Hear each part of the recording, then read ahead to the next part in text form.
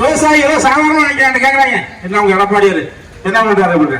எடப்பாடியை பத்தி உங்களுக்கு என்ன தெரியும்?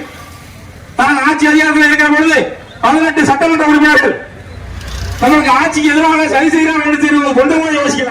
18 பேரை தகுதி நீக்கம் செய்து 18 இடைத்தேர்தலை சந்தித்து 10 தொகுதிகளை வெற்றி பெற்று ஆட்சி அதிகாரத்தை 4 ஆண்டுகள் நடத்தி காண்க ஒரு வீரத்த சாதனை புரட்சி தமிழர் எடப்பாடி என்பதை நீங்க எண்ணி பார்க்க. புரட்சி தமிழர் சாதாரண ராஜியா அவர் 10 பேரை அடிச்சுட்டாங்க. சின்னமா அடிச்சாரு. டிடிவி தினகரன் காலி பண்ணாரு. எத்தனை ஓபிஎஸ் காலி பண்ணாரு. மீண்டும் மோடியை காத்துக் கொண்டிருக்கிறார். அவரையும் காலி செய்வார். இது தமிழக மண்ணிலே இது சாதி சமயமற்ற மண். இந்த மண் ஒருவரும் பெரியார் மண். இதெல்லாம் அண்ணன் தம்பியா எல்லாரும் பழகி இங்க ஒருவரும் சனாதன கோட்பாடுகள் எழுவராது. செய்திகளை உடனுக்குடன் தெரிந்து கொள்ள உடனே சப்ஸ்கிரைப் பண்ணுங்க.